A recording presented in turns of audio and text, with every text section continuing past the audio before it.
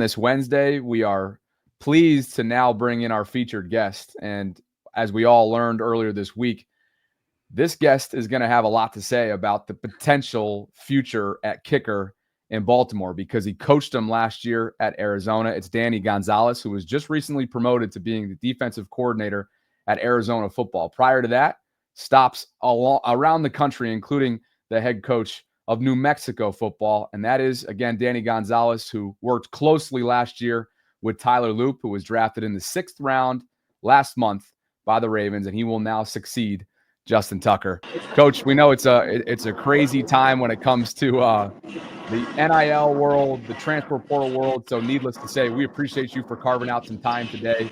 And we got to learn because you have spoken so glowingly of Tyler Loop that we just had to get you to hear from you ourselves. Well, I appreciate that. I appreciate you guys having me on. I hope you can hear me okay. I'm actually out at a recruiting event right now with a bunch of high school kids. So I just kind of stopped up to the top of the bleachers to chat with you guys for a bit. But I can't say enough good things about Tyler Loop. And it starts with who he is as a person. I mean, the Baltimore Ravens are getting a great representative, a great person. I mean, faith is the #1 thing in his life. He's been an instrumental leader of our football team in that area.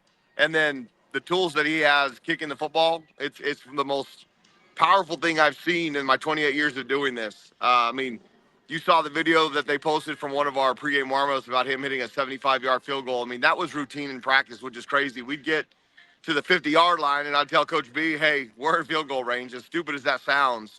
But we had the faith and confidence in Tyler that if we got in that area, we were willing to let him. And, I mean, I think he hit a 62-yarder this year. That would have been good from 75. It was no problem whatsoever.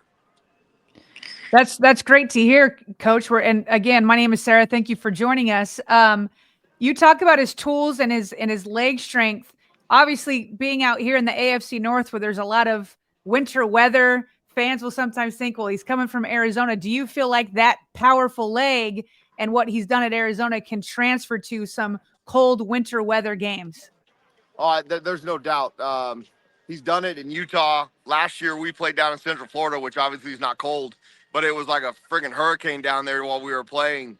And the things that he did with the ball in that wind was truly amazing. He's a perfectionist at his craft, and he puts himself in different situations to make that whatever situation arises during a game. We did some stuff in practice, which is nowhere near what it is in a game, to try and simulate the pressures of making kicks. And there was really nothing that we could do in practice that could rattle him. I mean, I'd be standing right there in his ear hole trying to yell at him. It didn't matter. He was just nails in those situations. So I have all the confidence in the world that he's going to go to Baltimore. It was funny as we were going through all these situations of where he could possibly end up. I told him, you need to end up in a cold weather place, man. You've been too soft weather your whole life. You need to go out there and experience some conditions that are less than favorable and just go prove to everybody that you have a chance to be the best there's ever been at this. Those West Coast boys, right? There's no doubt. It's soft. It's crazy. Got to experience some of that. Oh, we are joined by Danny Gonzalez right now, the defensive coordinator for Arizona football, who had the pleasure of coaching Tyler Loop, who was, of course, one of the Ravens rookies. And, Coach, as you might remember, Justin Tucker was brought in as an undrafted rookie out of Texas in 2012 by Jerry Rosburg here in Baltimore. They went on to, of course, win the Super Bowl during his rookie season. This fan base is hungry for another one around here. I'm probably not telling you anything you don't already know up here in Baltimore. But I guess when you think about the mental fortitude that it took for a rookie like Justin Tucker to be such an impact for them, a positive one at that, his rookie season, what gives you confidence that Tyler has what it takes between the ears to potentially do the same thing coming up in year one?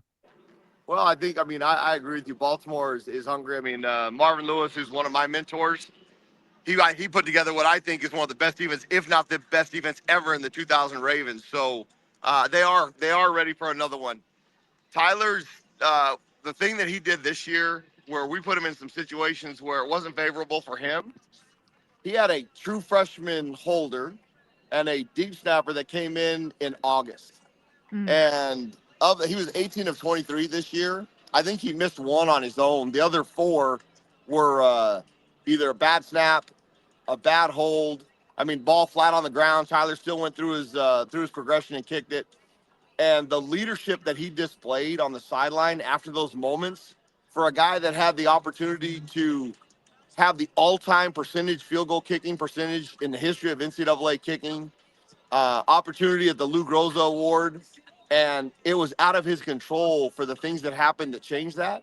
And for him not to lose his mind on those guys and to really coach them up on the sideline. I mean, he had to calm me down a few times, and I'm pretty passive on the sideline, but knowing what he had at stake and all the things that he had and the goals he had worked his tail off to get, he never lost focus of what he was doing. And if you can overcome something like that, when you have a chance to set the history mark and it gets screwed up because it's not your fault and you deal with it like it's no big deal, I mean, that was unbelievable to me. And I just have the utmost respect for Tyler and what he was able to do in those moments. They're getting a steal. I know it's a 6th-round pick. He was worthy of being drafted earlier for what I think he's going to bring to the organization.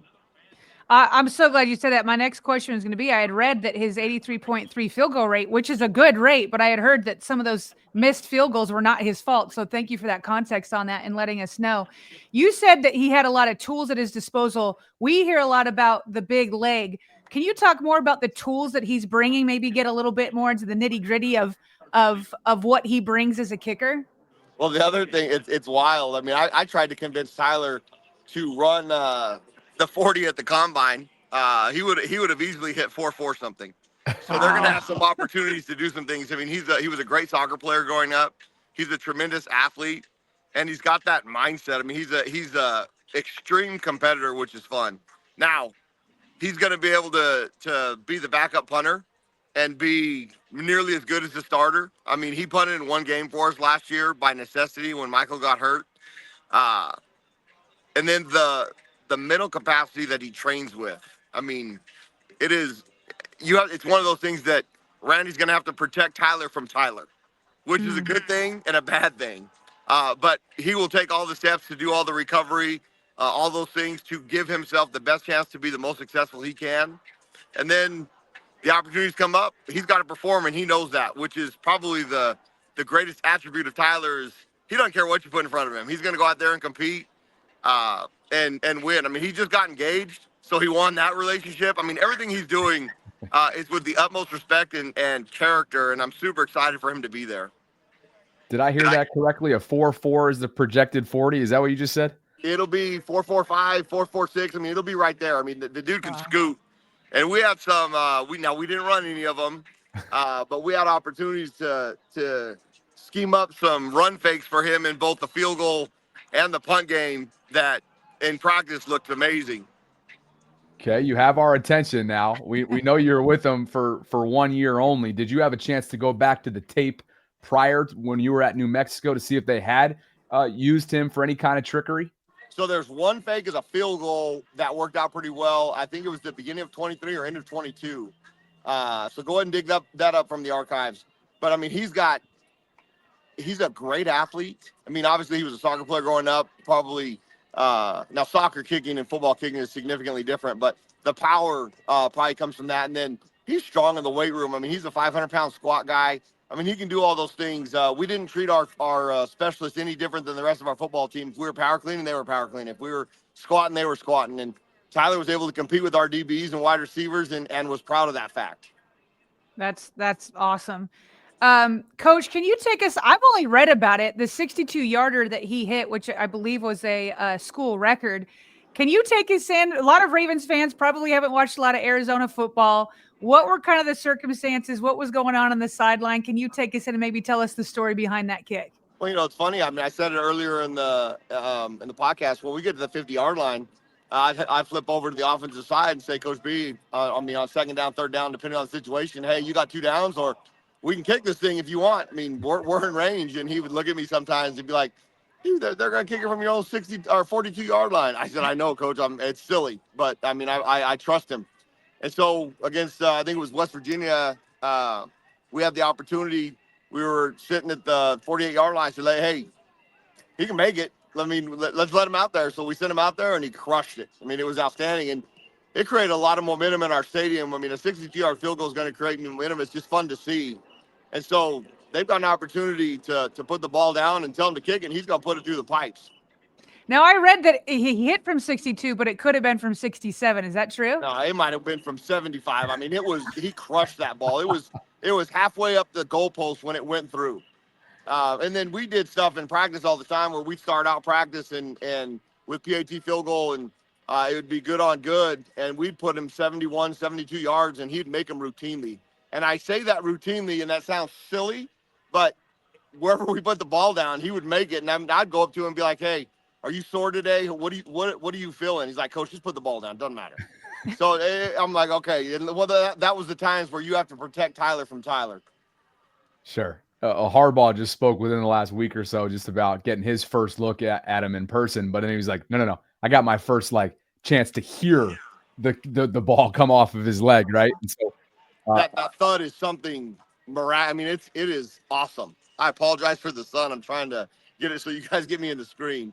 No, the fact that you're doing this interview mid-recruiting effort this is one of the I'm absolutely loving this. Thank you for making some time for us, and thank you for absolutely. The context. I mean, I can't speak highly enough of Tyler, and I'm so excited to watch his future in this league. The thud that comes off his foot when he hits that ball, it's different. I mean, I've been around a lot of good kickers. I was around a Lou Groza winner. I was around a consensus All-American in 2003 in New Mexico, and John Sullivan, Matt Ariza, the punter for Kansas City. I mean, all those guys, there's certain things that when they snap that ball, you hear it, and Tyler's probably the best I've been around. You were directly responsible in Ariza's recruiting effort, right? I was. So I was at San Diego State when we started recruiting him, and then I got the job at Arizona State right when we signed him. So I didn't actually get to coach him in college. Doug Deacon, who's the special teams coordinator at Oklahoma now, got the luxury of doing that. But I knew Matt when he was in high school, and it was different then. Gotcha. I know Sarah followed up on the 18 of 23 and that great context that you provided with the new kicking unit that he was essentially mentoring in what became his final season at Arizona. I also read that 3 of the 5 misses, Coach, were from 50 plus. Do you know off the top of your head if that's correct? That is correct. And not only that, 2 of the 5, 2 of those that were missed beyond 50, one of them was laying flat on the ground that he almost made. And then the second one was completely sideways. So 2 of the 3 weren't his fault. He missed one that he would like to have back, but the other 2, it was him coming to the sideline, and I'm getting frustrated with the holder, which you got to be careful with those guys. I mean, the holding is the most unrewarding. People have no idea how difficult that job is for those guys to do it, especially when you have a true freshman who's your starting punter at the same time doing it.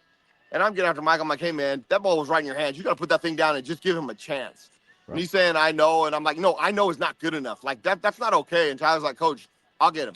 So I just let Tyler take him away. And because Tyler knew he's the one that's going to have to hold the next opportunity. I'm not out there holding. So Tyler did a good job of being the psychologist. And every time he'd come off a miss, Michael would do a great job. And that was due to Tyler. I mean, Tyler keeping him in the game and keeping him where his head really was, in the right position to make Tyler the best he could be. And then our snapper had a couple of miscues. But I can't tell you how on that sideline, when you get in those moments, especially when the game is at risk, and he was able to control that. I mean, it's fabulous for a young guy. I mean, for a college guy, it's unbelievable, because when you get in the opportunity to win a Lou Groza or set the all-time career percentage field goal mark, somebody else screws it up and you act like it's no big deal. And I truly believe in his heart, he really didn't care about those. I mean, it wasn't, he goes, Coach, I just want to win. I just want to do the best I can for this football team. And that gives me other opportunities, then great. And if it doesn't, then great. God's got a plan for me, and I'm going to follow that plan. I love the faith. Now, the story out here in Baltimore is that they sent out their kicking coach, Randy Brown, to go and meet with all the, top kickers across the country. He came back, told Ravens GM Eric DaCosta, you have to get me Tyler Loop. That's I need him. We want him. That's who we want. And so knowing that about Randy Brown, it's maybe a little bit surprising that Tyler Loop wasn't the first kicker taken. Were you surprised that he wasn't the first guy to go? That position is so tricky. I mean, for the Patriots to take one before, I don't remember, and this I could be wrong, so Tyler might have to correct me on this one, but I don't remember New England coming and working him out personally. I know Baltimore. I know Randy did. And I mean, I spoke with him. And it's funny because Tyler is very reserved. I mean, he's very confident in his abilities. But how'd you do, Tyler? It's fine. I mean, that's always the response. I did okay. After the Raven workout, probably the most, I don't know if the word is excited or confident he was in his workout, but he was like, Coach, it was great. It was outstanding. So I had a feeling that I knew Randy was going to be happy with what they did, but I just had a feeling that that's probably where Tyler would end up because he was glowing after that. And Tyler never glows about all that stuff. It's always like, the coach, they did a good job and all those things. So that was really fun to experience because that's not his personality. Coach, last one for me. I got to think it's a proud Papa Bear moment when you're looking at your guy right here going pen to paper, what that means for the program, what that means for somebody who kicked for you and whatnot. I got to believe that this is why you do it at the end of the day, right? Oh, you know what? I mean, we do it exactly. This is why we do it. I mean, you see all these kids out here. We get to help them in a very critical time in their life, 18 to 23 years old, where they think they're invincible and they're not. But you have to you want them to think that way, but you have to kind of mentor them to make sure that they protect themselves. Tyler did everything right, off the field, on the field. I mean, I can't say enough good things about Tyler Loop, who he is as a person and what he was able to do for our football team and for our program and for the community of Tucson. And to see him sign that and that smile on his face, I know he's going to have success. I know he's going to live in Baltimore for a long time. It's a great organization to be a part of. Coach Harbaugh is one of the best, if not the best, coaches to ever coach in that league. So it couldn't be a better situation for him. He's, like I said, newly engaged, so he's going to start a family completely other side of the town. He's from Dallas, Texas originally. So, I mean, you guys are getting a tremendous person and an outstanding football player. I mean, that speaks for itself. Football is football. Football is going to end when football ends. But the other stuff that he's going to do for that organization is top notch. Yeah, I love your passion for him. Last question for me, Coach. Is there a nickname that kind of became known for Tyler? I'm hearing people here starting to say, can we call him, like, can the nickname be Fruit? You know, for Fruit Loop, we're seeing Whoop Loop. Like, was there any sort of nickname that got going down there in Arizona? You know, when they would when he would make big kicks like that, you would just hear the whole stadium Loop. I mean, it sounded like they were booing him. So I'm like, get used to that nonsense. But Fruit Loop, I'm sure he would want to stay away from that one. But I'll tell you what, he won't care what you call him as he's putting those balls through the pipes. That won't matter to him. I would hope it wouldn't be Fruit Loop, but let's, I don't know, keep the loop thing going because it was pretty cool in our stadium when you hear 50,000 people screaming out in a deep tone after he made a 62-yarder and they went nuts. I'm super excited for him. And Sarah and Bobby, I appreciate you guys having me on. The representation that I'm telling you, get a chance to know the young man because he will make your life better. We'll try and do exactly that. We're trying to track him down, Coach. And we know you probably got plenty to track down right now as you're literally in the middle of a recruiting event. So, hey, congratulations on the promotion to defensive coordinator. We wish you and your team the best moving forward. And I'm sure we'll have to do it again if Tyler's career ends up starting to blossom like I know you believe it will. So thank you again. I'd love to. Anything I can do for you guys to help, anytime you want to have me on, talk about Tyler, please. And I'm going to text him right now and tell him he better get on with Bobby and Sarah because I just got done. So I better not be avoiding y'all. I love it. Now we're talking. Thank you, Coach. Appreciate it. Thanks, guys. Bear down. Absolutely. And Jeff as well, who made this happen behind the scenes within the athletics department. I know he's in the waiting room right now. Thank you, Jeff, for coordinating that. Yes. That is Danny Gonzalez, the defensive coordinator right now for Arizona football. He spent last year as the special teams coordinator and linebackers coach for Arizona, which meant he worked very closely with Tyler Loop. And Sarah, I think we got the context that we wanted. Listen, I already knew you're going to get on a former coach who obviously blossomed in your program. You know that they're going to be amped for him. But like after that, like, I don't know that I've ever been more amped for a kicker. I've never been more amped for a 6th-round draft pick. And so you can see why he's a coach, right? This is what coaches do. They amp you up. They get you excited. They get you to like attack the day with an enthusiasm unknown to mankind. They know the game, but they're also inspirers and they're encouragers, and they just get the blood flowing in the morning. And so I hope he's right. I love the context of those missed field goals, Bobby. We knew about the strong leg. The 83.3 field goal percentage rate, like it's obviously very good. It's the best in Arizona history. But you're also like, oh, well, Justin Tucker, this isn't fair. But the guy you're replacing had an 89.1 career field goal rate, which is the best in NFL history, but it's a good 6% under. So to hear that 3 of the misses came from 50 plus, and 2 of those 3 were not his fault, and he was chewing out his holder and all that kind of stuff, it just lets you know it's like as Well, good he as wasn't chewing out his holder, though. Well, he tried to until Tyler stopped him. Oh, sorry. Coach was, yes. Coach was, yeah, coach was. And so to hear that field goal percentage could even be higher, and he's talking about routinely hitting it from 70, and he's like, oh yeah, that 62-yarder could have been from further. I had read 67. He wanted to go to 70 again. And then he talks about him kicking in the wind, and a basic, he's saying hurricane in Florida. Maybe all of it might be a little bit strong, maybe a little facetious to amp up his guy, but it's hard not to be excited after just listening to him. That's what coaches do. Yeah. I think the 2 pieces of context that we walked away with here, right, was feeling a lot better about, yes, something that was a downward spiral for him, which was and when I say spiral, that's probably hyperbolic. He went from literally 100%. I think it was 12 for 12 his first season after his red shirt. And from there, it just decreasingly went south on him field goal percentage wise. But to get that context, the minutia that maybe you won't see or hear about unless you literally go to the source of somebody who was involved in these recruiting efforts, in the coaching and development process of what we know is a system. What has Justin always said over the years? It's the system. He's a product of the system. Well, Tyler's system was new and inexperienced. And the fact that he handled that with the type of class that apparently he did, I think says a lot about him. And ultimately, it tells you a lot about the numbers that went into his final season at Arizona. So that was awesome. Appreciate Coach Gonzalez for his time, and the Arizona athletic staff for setting that up. Pretty cool. And Bobby, I'm here for the loop after winning or succeeding on a field goal. Baltimore's used to that, right? Did it with Todd Heap, did it with Ed Reed. And that Fruit Loop thing, you want to know where I heard that? I was on 105.7 The Fan this morning, and those guys were the ones who were saying that where Fruit Loop was coming from. So I loved Coach's response that he's like, he probably would appreciate it if you steered away from that. I got you. We'll stick with loop after every field goal made.